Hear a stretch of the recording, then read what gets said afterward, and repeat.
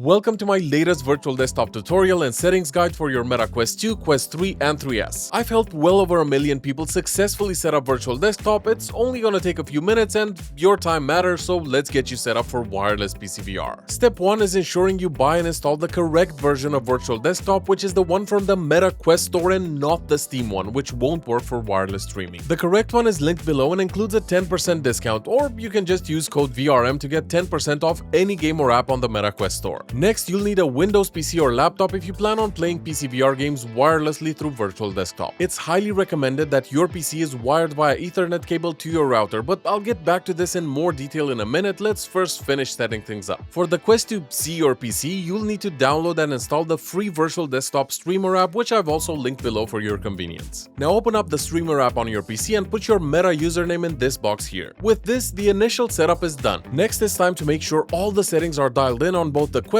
and your PC, and I'll also answer all of the most asked questions from my previous virtual desktop tutorial videos. But first, a quick shout out to the sponsor of today's video, VRWave, who make VR prescription lens inserts for pretty much any headset out there. If you wear glasses or just want to protect your lenses from scratches and your eyes from harmful blue light while in VR, you should definitely check out VRWave. Their custom prescription lenses are available for the Quest 3 and many other popular headsets, and are one of the leaders in this space with fantastic quality, very reasonable prices, and solid customer service. Go check them out at vrwave.store, and now let's get back to the best settings for virtual desktop. We'll start off with the streamer app settings first, so go to the options tab here. If you're on a Quest 3 or 3S and have a 4000 or above series NVIDIA graphics card, choose AV110-bit as your preferred codec, or H.264 otherwise. Adaptive quantization should also be checked for Quest 3 and 3S users because it'll reduce those nasty compression artifacts in darker scenes. 2-pass encoding makes the image look even better, but it does use up some GPU power to do that, so only do this if you have enough headroom to do so. I'll teach you exactly how to check performance in a minute. For the OpenXR runtime, select VDXR if it's not already the default. This will remove the need to keep your Meta Quest app open on your PC, freeing up some resources and generally performing way better overall. Moving on to the settings on the right side here, if you're strictly connecting to your PC from your local home network, uncheck Allow Remote Connections. Only use this if you're trying to connect from outside your home, though generally latency will not be great, so I wouldn't recommend it. I have encrypt local traffic set to off, as well as automatically adjust bitrate off as well. Now, this second one might help if you struggle with performance,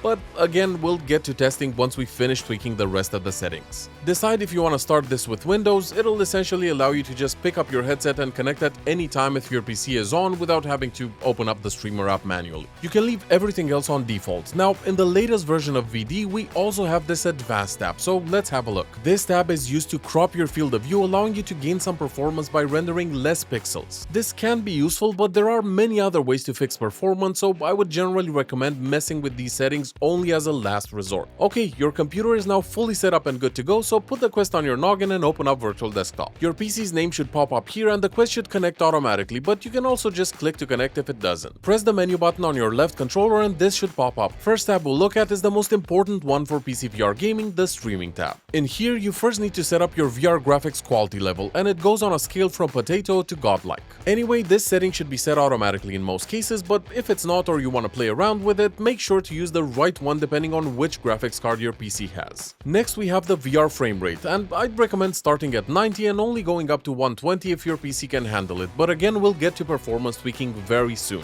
This next setting is really important to make sure you have a stutter-free experience. So only set the VR bitrate to maximum if you have a dedicated router and your PC is wired to it via Ethernet cable. H.264 Plus will give you higher bitrate overall, but I'd still generally recommend AV1 if you can use it, since it's much more efficient and still looks great despite the lower bitrate. And this is where we have to address probably the most common questions I've gotten on these tutorials. Do I actually need an Ethernet connection? What if I can't run a cable from my router to my PC? Well, you've got a few options. The simplest and best one would be to get a dedicated router that you use strictly for VR. It doesn't need to be an expensive one, and I'll leave a few great options in the description for you. This will ensure you don't get any stutters, and no matter what anyone else in your house is currently doing, it won't affect your gameplay. You can just connect that router to the PC and continue using the Wi-Fi to get actual internet access, which isn't even required for Virtual Desktop itself. Alternatively, you can use the hotspot feature in Windows if your motherboard supports it, effectively turning your PC into a router that the Quest can connect to directly. This will highly depend on your motherboard, so I would still recommend a dedicated router as the better option. Now let's quickly go through all the other settings quickfire style. The sweet spot for sharpening is about 70 to 80%, leave gamma on 1.0, synchronous space warp disabled, Snapdragon super resolution on, video buffering on, track controllers on, increased color vibrance on. And as promised, now I'll show you how to check performance and optimize all these settings for your own system because every PC is different. You do that by first turning on the performance overlay. It's the last option in the streaming tab. You can then make it show up or disappear by just pressing in both thumbsticks at the same time. You want to aim for under 40 to 50 milliseconds of latency and a steady frame rate. The codec and the bitrate are the two settings that will affect this the most. At this point, if the performance overlay is showing that you have enough headroom, feel free to bump up the bitrate in small increments for better image quality.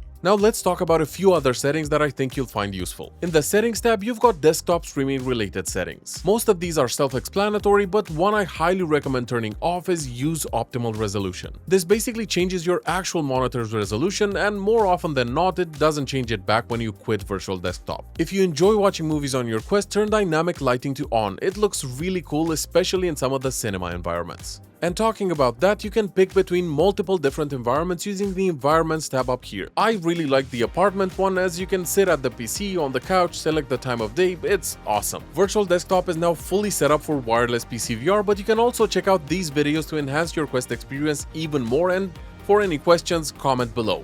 Consider liking and hyping this video if you found it useful, and I hope to see you back here soon. Cheers guys!